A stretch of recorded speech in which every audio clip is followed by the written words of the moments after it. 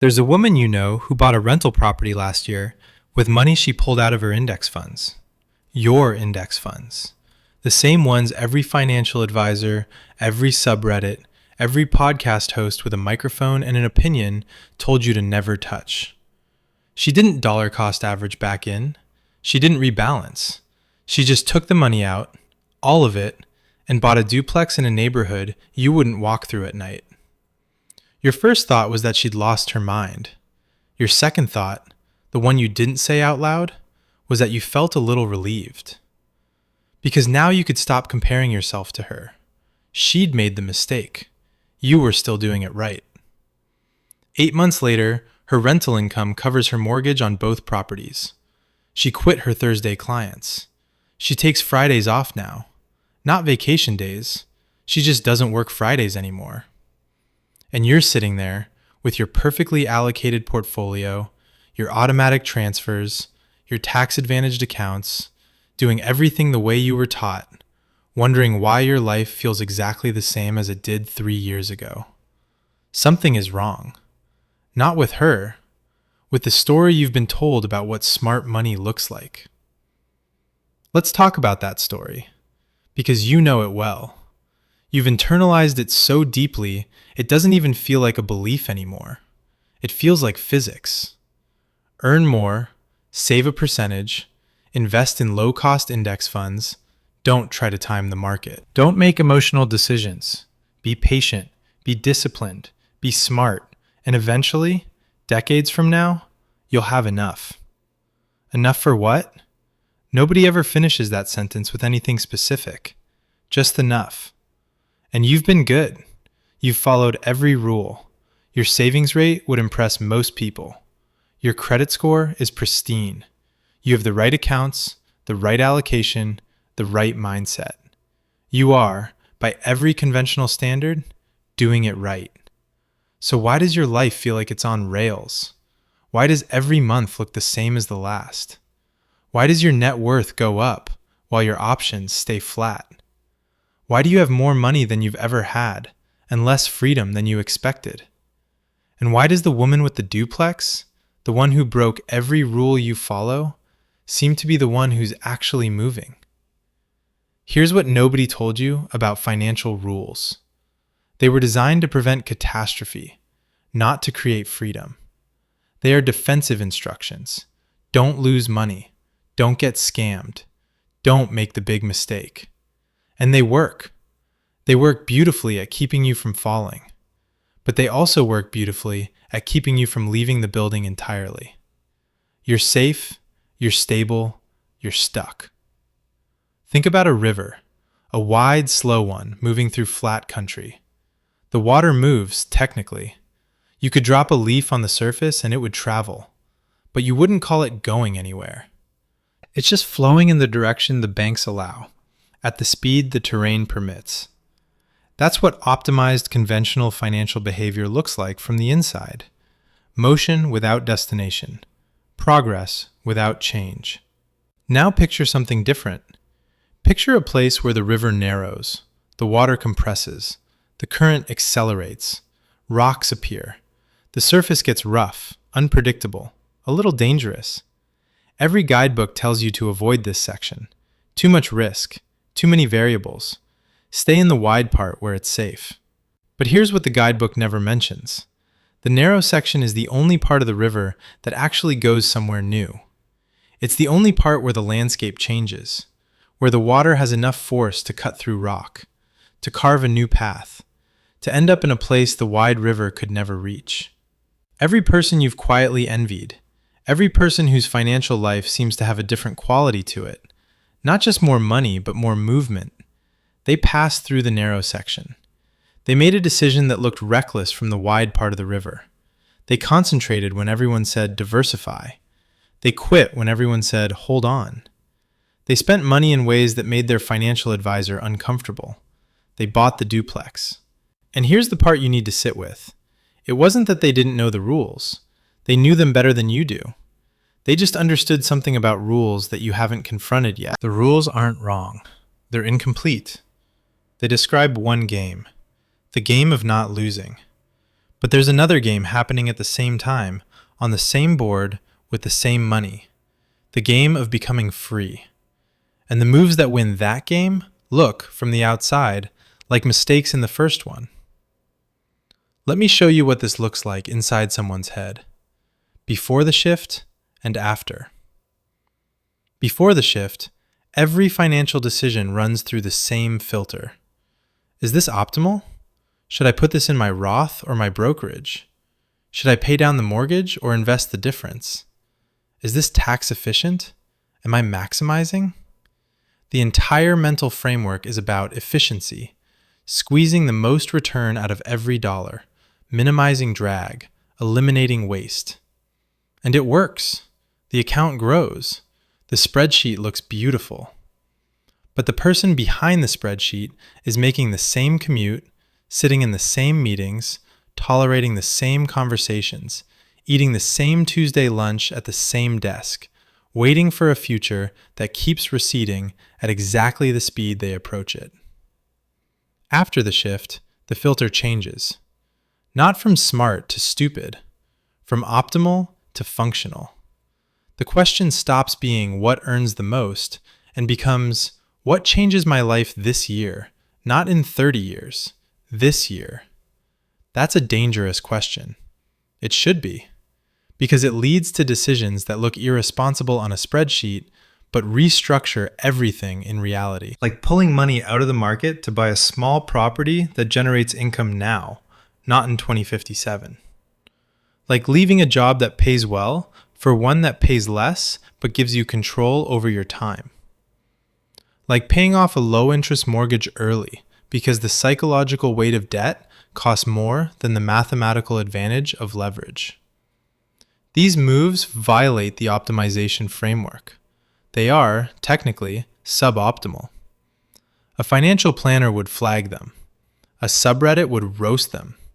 Your brother-in-law with the MBA would explain, slowly, as if you were a child, why the math doesn't support it. But the math they're referencing is the math of accumulation. And the math of accumulation only matters if your goal is to accumulate. If your goal is to change the structure of your daily life, the math is completely different. The math of freedom doesn't optimize for return. It optimizes for optionality. And optionality doesn't come from having the most money in the best account. It comes from having resources you can deploy immediately, in formats that change your constraints, in ways that eliminate dependency. The woman with the duplex didn't make an optimal investment. She made a structural move. She converted a number on a screen into a cash-flowing asset that reduced her dependence on her primary income. The return on investment might be lower than what the index fund would have delivered over 20 years, but the return on her life was immediate. She bought a Friday. Every week, forever. Show me the index fund that does that. Here's where you need to pay very close attention, because this is the point where most people nod along, feel inspired, and then do absolutely nothing. Not because they disagree, but because the identity cost is too high.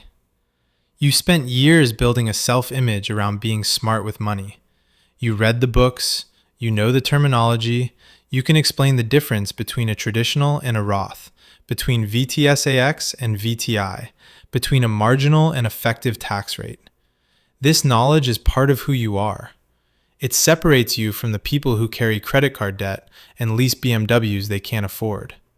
You are the responsible one, the disciplined one, the one who gets it. And now someone is suggesting that the moves you've been avoiding, the ones you've been judging, might be exactly the moves that lead to the thing you actually want? That doesn't feel like a financial insight. That feels like a threat. Because if the woman with the duplex is right, then your discipline wasn't discipline. It was obedience. Your optimization wasn't intelligence. It was fear wearing a spreadsheet as a mask. And your patience, the patience you've been so proud of, wasn't patience at all. It was just hesitation you gave a noble name. Let me put some weight behind this, because feelings are easy to dismiss. Numbers aren't. Take two people, both earning $140,000 a year, both saving aggressively. Person 1 follows the conventional playbook, maxes out retirement accounts, invests the rest in index funds, keeps 6 months of expenses in a high-yield savings account, never touches any of it. After 10 years, they have roughly $700,000 across all accounts, maybe $800,000 with good market years. Impressive. But almost none of it is accessible without penalties, tax events, or disruption to the plan. Their monthly life is unchanged. Same job, same dependence on that paycheck, same quiet dread on Sunday nights. Person 2 does something different. For the first 4 years, they follow the same playbook, build the base. But in year 5, they pull $120,000 out of taxable accounts and buy a small multifamily property. The spreadsheet screams. The net worth dips. The allocation is destroyed. But 12 months later, that property generates $1,800 a month in net rental income after expenses. That's $21,000 a year they don't need from their job. So they adjust. They drop to 4 days a week. They negotiate it because they can afford the pay cut now. Their employer agrees because they're good at what they do, and 4 days of them is better than 5 days of someone else. By year 8, they buy a second property using equity from the first. Now they're generating $38,000 a year outside their job. Their total net worth might be slightly lower than person 1's, on paper, but their life is unrecognizable. They work less. They stress less. They negotiate from surplus, not survival. They have income that arrives whether they show up on Monday or not. Person 1 has a bigger number. Person 2 has a different life. And 20 years from now, when person 1 finally retires and starts drawing down that pristine portfolio, person 2 will have been free for over a decade. That gap, that decade of freedom, it didn't come from earning more. It came from deploying money in ways that looked stupid to anyone optimizing for the final number. This is where your self-image starts to shift. Not because you decide to change it, but because the logic becomes unavoidable. You start to realize that every financial decision you've made has been optimized for a finish line that doesn't actually exist. Retirement isn't a finish line. It's a date on a spreadsheet that moves every time you update your assumptions. And you've been sacrificing present freedom to reach a future point that, by definition, you will never reach until the day you stop sacrificing. The people who break out of this loop don't have more courage. They have fewer obligations. Not because they're lucky, because they systematically eliminated the things that require them to keep performing. They paid off debt that was mathematically advantageous to keep because the monthly obligation disappeared, and with it, a piece of their dependency. They turned down promotions that came with more money, but more hours, more travel, more of their identity fused to an employer's needs. They bought assets that produce income now, not growth later, because income changes your options in real time, while growth changes your spreadsheet in theory. They held cash in amounts that would make a financial optimizer physically ill, because cash isn't just a low-return asset, it's silence. It's the ability to wait, to walk away, to think clearly when everyone else is reacting. This is what optionality actually looks like. Not a diversified portfolio, a diversified life. One where no single source of income, no single relationship, no single decision can hold you hostage because you've built so many quiet exits that the threat of losing any one thing carries no weight. Wealth is not money. Wealth is the number of bad options you can survive without fear. Read that again and measure your own life against it. Not your account balance, your life. How many bad options can you currently survive? If your boss said something unreasonable tomorrow, could you leave?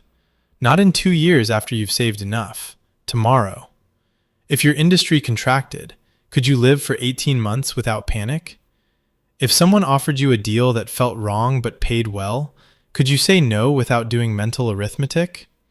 If the answer is no, then your income isn't making you wealthy. It's making you dependent at a higher altitude. You have a nicer view, but you still can't leave the building. Now here's where this goes wrong. And it goes wrong for almost everyone who starts seeing it clearly.